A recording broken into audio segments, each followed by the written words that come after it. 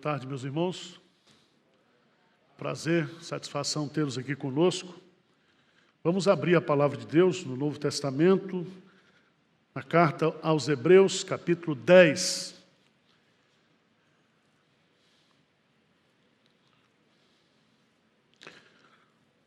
Houve uma discussão entre alguns pastores e teólogos puritanos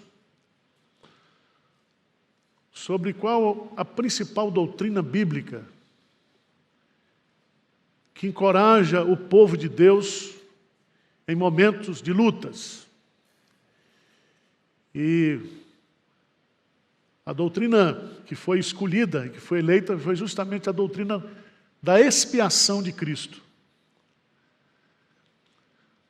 Todas as vezes que nós estivermos enfrentando dificuldades, temos que relembrar aquilo que Jesus Cristo fez na cruz por nós, o seu sacrifício expiatório.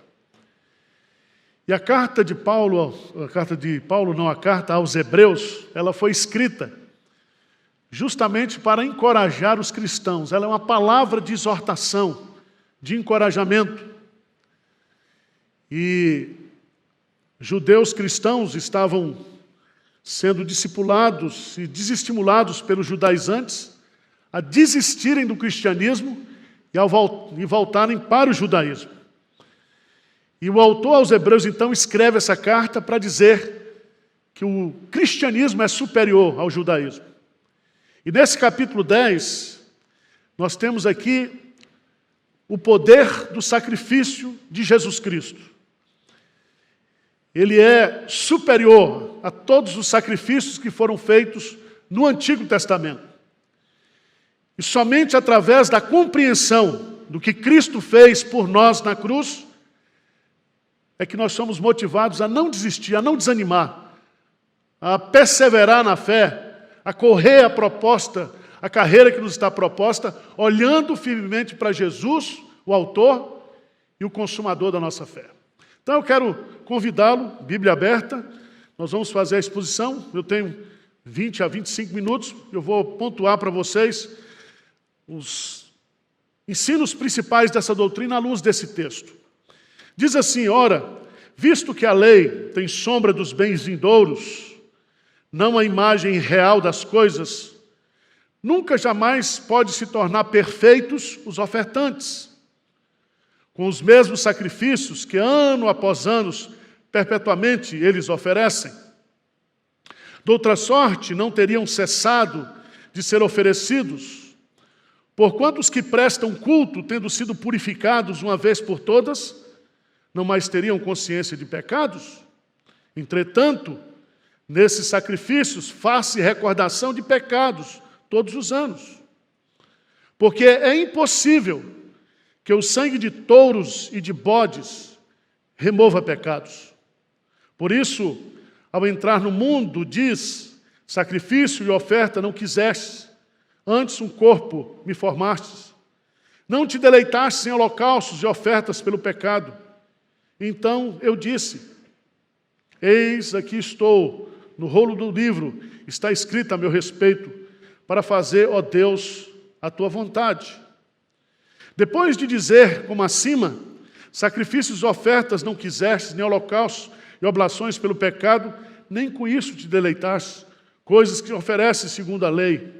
Então acrescentou: eis, aqui estou, para fazer, ó Deus, a tua vontade. Remove o primeiro, para estabelecer o segundo.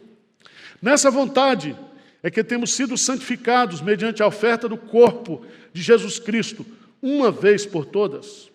Ora, todo sacerdote se apresenta dia após dia a exercer o serviço sagrado e a oferecer muitas vezes os mesmos sacrifícios, que nunca jamais podem remover pecados. Jesus, porém, vamos ler juntos? O 12 e 13, vamos lá? Jesus, porém, tendo oferecido para sempre o único sacrifício pelos pecados, assentou-se à destra de Deus, aguardando daí em diante, até que os seus inimigos sejam postos por estrado dos seus pés.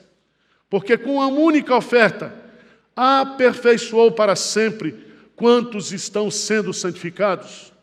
E disto nos dá testemunho também o Espírito Santo, porquanto após ter dito, esta é a aliança que farei com eles, depois daqueles dias, diz o Senhor.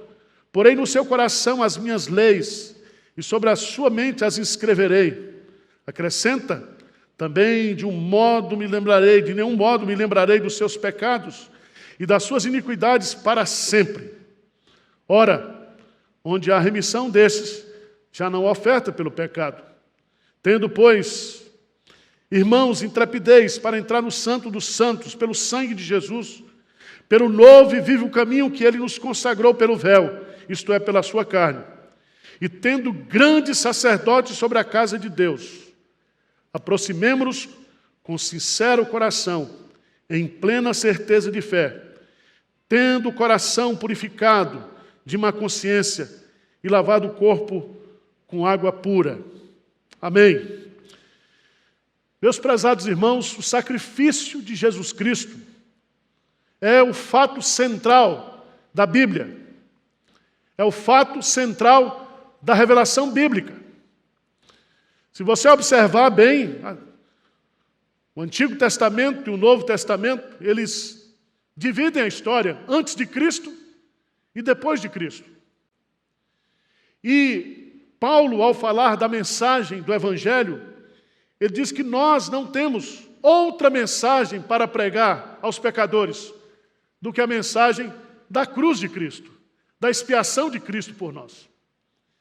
E essa doutrina, ela precisa ser compreendida e ela precisa ser desfrutada do ponto de vista espiritual por cada um de nós. Às vezes nós estudamos tantas coisas periféricas do ponto de vista doutrinário, esquecemos de estudar aquilo que é central, aquilo que é a base de todas as bênçãos espirituais no Novo Testamento. Todas as bênçãos espirituais, a partir da regeneração, conversão, santificação, glorificação, tem como base a obra expiatória de Cristo. Vamos para o texto, e eu quero chamar a sua atenção, porque dos versos de 1 a 4, o autor, ele fala do sistema sacrificial da lei no Antigo Testamento. E esse sistema sacrificial da lei está resumido no livro de Levítico, que eu sei aqui que ninguém lê. Né?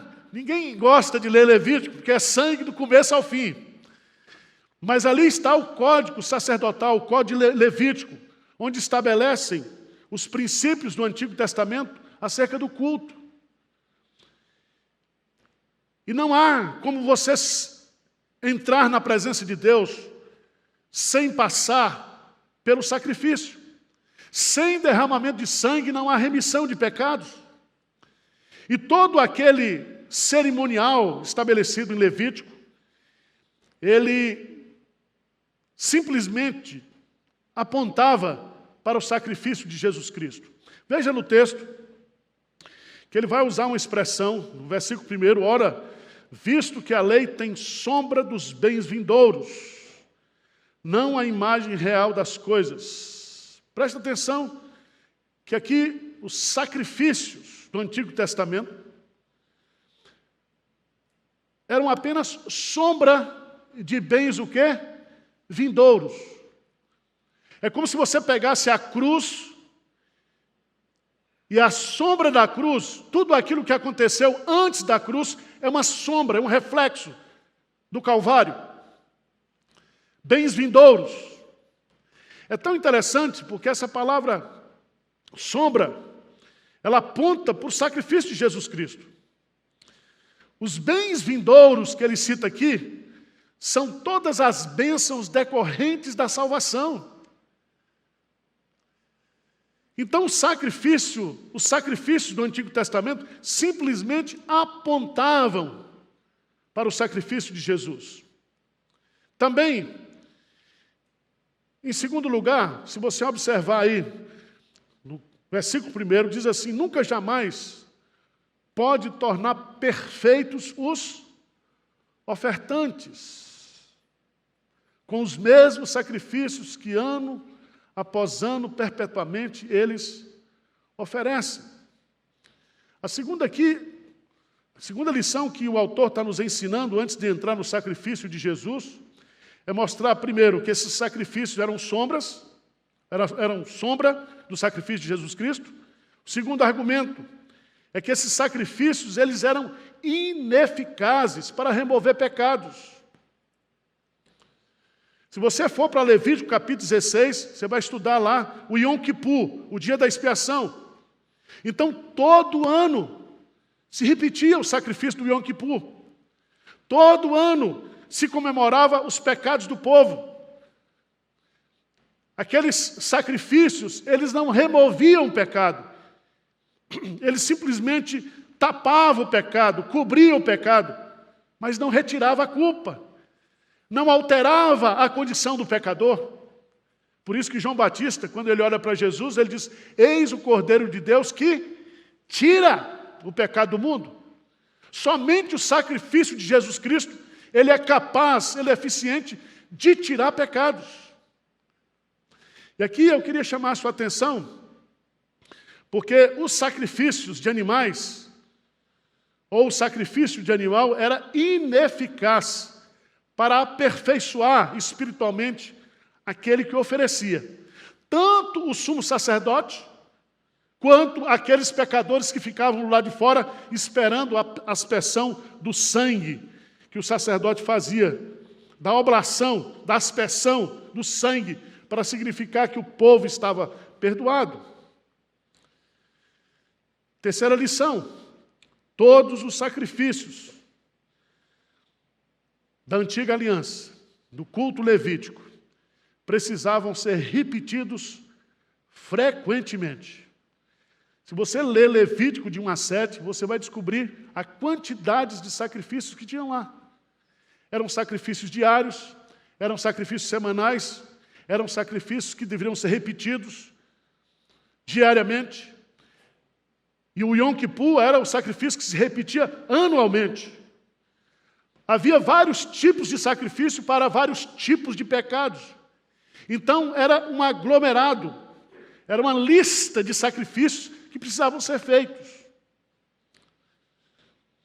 Mas aqui, a partir do versículo 5, presta atenção. A partir do versículo 5, nós vamos entrar no sacrifício de Jesus. E ele termina o versículo 4 dizendo o que aí? O que ele diz aí? Versículo 4. Porque é impossível que o sangue de touros e de bode, o quê? Remova pecado. Presta atenção. Não havia perdão de pecados. Nenhuma pessoa foi redimida no Antigo Testamento.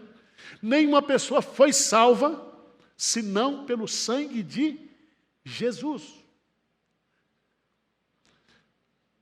O sacrifício de Jesus, ele teve, historicamente, esse aspecto retroativo. Abraão foi justificado pela fé, Davi foi justificado pela fé. Todos aqueles que foram heróis no Antigo Testamento, eles foram heróis pela fé. Pela fé no sacrifício de Jesus. No sacrifício de Jesus.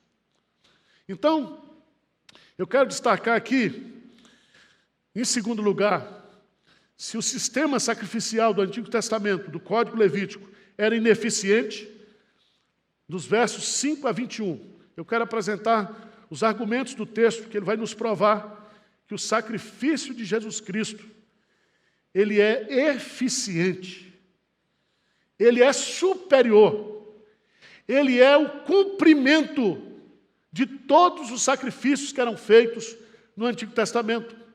Porque todos os sacrifícios apontavam para o sacrifício de Jesus. Em primeiro lugar, eu queria chamar a sua atenção para os versos 5 a 9, porque são citações do Antigo Testamento.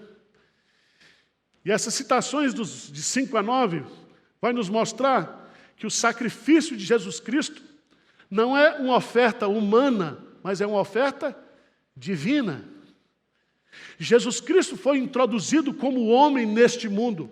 É Deus se fazendo homem. Então preste atenção, todos os sacrifícios do Antigo Testamento eram sacrifícios preparados pelo próprio homem. Mas o sacrifício de Jesus, ele é divino. Jesus é introduzido na história, e diz o texto aqui, que Deus não se deleitou com nenhuma oferta do Antigo Testamento, mas agora, através do sacrifício de Jesus, a sua justiça vai ser propiciada. O castigo pelo pecado dos eleitos de Deus, o preço da compra da igreja, será pago por Jesus Cristo, porque o sacrifício é divino. Eu queria que você entendesse, está lá em 2 Coríntios 5, 21, que diz que aquele que não conheceu o pecado, ele o fez pecado por nós, para que nele fôssemos feitos o quê? Justiça de Deus. Então preste atenção, não existe outra possibilidade de você ser perdoado, de você ser salvo, se não for pelo sacrifício de Jesus Cristo. Se você observar bem, eu queria destacar aqui que o sacrifício de Jesus Cristo, e ele diz aí no versículo 9, eis, o próprio Jesus dizendo, eis, aqui estou para fazer, ó Deus, a tua vontade. Remove o primeiro para estabelecer o segundo. Significa que o sacrifício sem obediência é abominável a Deus. Significa que o sacrifício de Jesus Cristo foi um ato de obediência, foi uma oferta pelo pecado.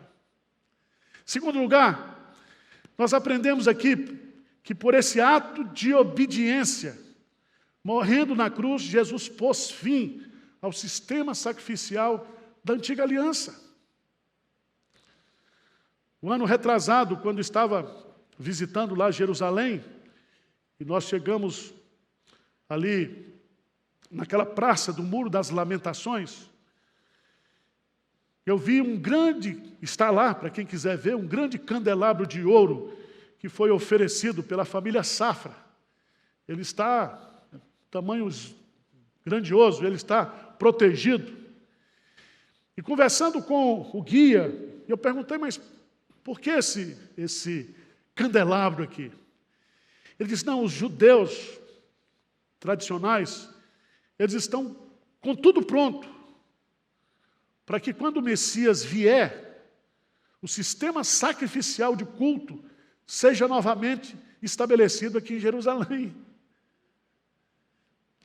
Então, os judeus, eles estão achando que aquilo que está no Código Sacerdotal Levítico ainda tem valor. Por isso que eles não seguem o calendário cristão, porque eles não entendem que Jesus é o Messias, e eles estão aguardando o Messias para que o templo seja reconstruído, para que os sacrifícios sejam novamente estabelecidos. Ele diz, pastor, já tem todas as famílias, já foram levantadas da tribo de Levi, todos os descendentes de Arão, para que o culto seja novamente restaurado. Meus amados irmãos, o sacrifício de Jesus Cristo, ele é poderoso, ele é eficiente, porque ele é divino, não é um sacrifício humano.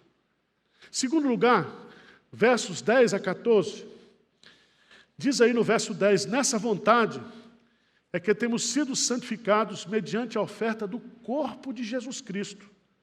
E diz assim, uma vez por todas. Preste atenção, o sacrifício de Jesus, ele é poderoso porque ele é irrepetível. Ele foi feito uma só vez. E é importante você entender aqui que a oferta do corpo de Jesus Cristo. Aí você pergunta, pastor Arival, por que foi necessário Deus se fazer homem? Porque não haveria remissão de pecado para o homem se ele não se identificasse conosco. Se ele não se tornasse homem, não haveria redenção. E o sacrifício de Cristo é no corpo de Cristo, assim como no corpo do animal que era morto e o seu sangue derramado. Assim o sacrifício de Jesus Cristo, o sangue de Jesus, nos purifica de todo pecado. Veja no verso 14 o que diz aí, 10, 14. Lê comigo, por favor. 10, 14. O que diz aí? Porque com a única oferta aperfeiçoou para sempre quantos estão sendo o quê? Santificados. Porque o sangue de Jesus não somente perdoa os nossos pecados. O sangue de Jesus não é somente o preço da redenção, mas o sangue de Jesus é a base da nossa santificação. Significa que tem o poder de apagar os pecados do passado, de purificar os pecados do presente e também de perdoar os pecados futuros.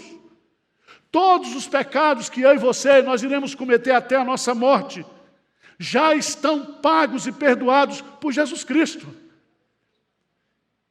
Esse sacrifício é eficaz. Ele é eficiente. Eficiente. Eu gosto da expressão que está no versículo 11 também. Terceiro argumento. Ele é um sacrifício divino. Ele é um sacrifício eficaz. Ele é um sacrifício único. Veja no versículo 11, o que diz aí? 10, 11. Ora, todo sacerdote se apresenta dia após dia a exercer o serviço sagrado e a oferecer muitas vezes os mesmos sacrifícios que nunca, jamais, nunca e jamais podem remover pecados.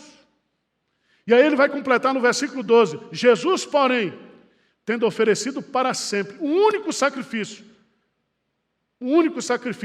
pelos pecados, assentou-se à destra de Deus. Preste atenção que você que veio do catolicismo romano, vocês sabem que o católico ele tem uma interpretação completamente equivocada da missa. E eles dizem que a missa é uma repetição do sacrifício de Cristo. Todas as vezes que a igreja se reúne para adorar em missa, se repete. É tanto que o padre, quando ele olha para o altar, e ele chama de altar, nós não temos altar, que é púlpito. Mas eles entendem que o púlpito lá é o altar. E todos se voltam, inclusive o padre, para o altar. E é como se aquilo ali fosse uma repetição do sacrifício de Jesus.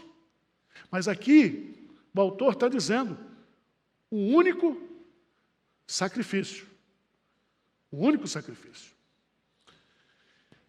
Mas eu queria destacar, no versículo 15 a 18, um quarto argumento que o autor usa aqui. O sacrifício é divino, é eficaz, é único, mas o sacrifício de Cristo se tornou também a base da nova aliança. Da nova aliança. Isso é importantíssimo a gente entender, a partir do versículo 15. Diz assim, disto nos dá testemunho também o Espírito Santo. E o Espírito Santo revela, tanto em Jeremias quanto em Ezequiel, e está aqui no capítulo 8 de Hebreus, a nova aliança.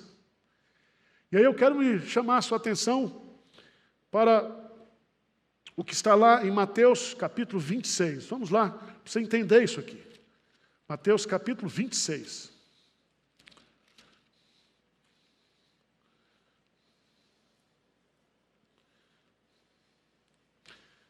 Se você observar, Jesus Cristo como judeu, e ele e os seus discípulos eram judeus, e Jesus diz, eu não vim para revogar a lei, eu vim para cumpri-la. E Jesus, antes de celebrar a ceia, ele celebra o quê? A Páscoa. Porque a Páscoa era a festa dos judeus. E por que Jesus Cristo morreu justamente na Páscoa? Foi para oferecer um mercado para os vendedores de chocolate, vender coelhinho da Páscoa? O que vocês acham? A Páscoa era a festa dos judeus que representavam a saída do Egito. E vocês se lembram que na saída do Egito, a 10ª praga, ela aconteceu porque um cordeiro foi morto. E o sangue desse cordeiro foi colocado nos umbrais das portas dos judeus. E significa que aqueles que estão debaixo do sangue do cordeiro, eles estão protegidos. Jesus Cristo então vem para cumprir a Páscoa. Ele é o Cordeiro de Deus. Ele é o Cordeiro Pascal. Como diz Paulo em 1 Coríntios 6, Ele é a nossa Páscoa. Cristo. E é nesse contexto, depois de celebrar a Páscoa, dos vários elementos da Páscoa, ele pega 2 elementos, o cálice e o pão, e ele diz, no versículo 27, tomou um cálice. Primeiro ele toma o pão, dizendo, tomai e comei, isso é o meu corpo. A seguir tomou um cálice, tendo dado graça a Deus aos discípulos, dizendo, bebei dele todos, porque isto é o meu sangue, o sangue da nova aliança, derramado em favor de muitos, não de todos. Ele não morreu por todos, ele morreu por muitos. Ele morreu pela sua igreja. Ele morreu pelas suas ovelhas. Cristo amou a sua igreja e a si mesmo se entregou por ela. E ele se entregou por ela para a remissão de pecados. E aí você vai entender que essa nova aliança estabelecida no sangue de Cristo, ela tem 3 elementos que estão colocados aí nos versos 15 a 18. Primeiro, a nova aliança foi prometida. E Deus prometeu derramar o Espírito Santo sobre o seu povo. E o ministério do Espírito Santo é capacitar o crente a aprender, a obedecer e a ensinar a palavra de Deus. Quando ele diz aqui, que porei no seu coração as minhas leis, você se lembra que as leis no Antigo Testamento foram escritas nas tábuas de pedra. Agora, na nova aliança, são escritas no coração. É a presença do Espírito Santo que vai cumprir a lei. Essa lei escrita no nosso coração é que o Espírito Santo habita em nós. E é o Espírito Santo que cumpre a lei. Romanos capítulo 8. Miserável homem que sou, porque o bem que eu quero fazer, esse eu não faço. E o mal que eu não quero fazer, esse eu faço. Miserável homem que sou, quem me livrará? E aí ele diz, a lei do Espírito da vida me livrou da lei da morte. Deus colocou no meu coração, no seu coração, por causa do sacrifício de Jesus, o Espírito Santo. A presença do Espírito Santo dentro de nós é que nos capacita a cumprir a lei. É o Espírito Santo que nos ensina, é o Espírito Santo que nos guia, é o Espírito Santo que fala conosco, é o Espírito Santo que nos auxilia nas nossas fraquezas. É o Espírito Santo que vai fazer essa obra maravilhosa por causa do sacrifício de Jesus.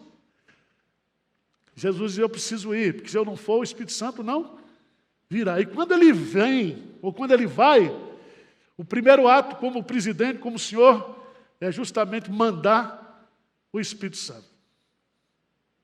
Diz o texto também que a segunda bênção da nova aliança é o perdão de pecados. Também de nenhum modo me lembrarei dos seus pecados, das suas iniquidades, o que? Para sempre. Aquele que está em Cristo, nova criatura é. As coisas velhas passaram, eis que tudo se fez novo. Nenhuma condenação há para aquele que está em Cristo Jesus.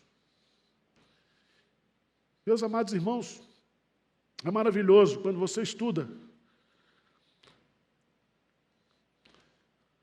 o poder que há no sacrifício de Jesus.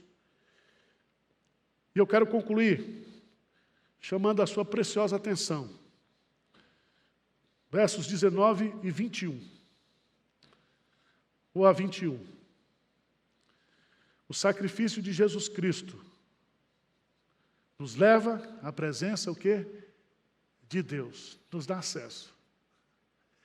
Você se lembra que no Antigo Testamento ninguém tinha acesso à presença de Deus no tabernáculo, nem no templo? O sumo sacerdote, ele entrava uma vez por ano no Santo dos Santos, e ele era amarrado com a corda para que, se ele morresse, ele fosse puxado. Mas quando Cristo foi à cruz e fez a expiação pelos nossos pecados, esse véu do templo foi rasgado. E aqui você vai dizer, no versículo 19, tendo, pois, irmãos, intrepidez para entrar no Santo dos Santos pelo sangue de Jesus. Ele, Jesus, é o novo e vivo caminho. Não é somente novo, é vivo. Significa que é Jesus que nos coloca na presença de Deus. É Jesus que é o nosso mediador, que é o nosso sacerdote. É Ele que nos introduz à presença de Deus. Aí você entende quando ele diz, né, eu sou o caminho, a verdade e a vida, e ninguém vem ao Pai senão por mim. Eu quero concluir fazendo 3 aplicações práticas bem simples. A primeira delas é que o sacrifício de Jesus deve motivar o cristão a tomar decisões importantes na sua vida.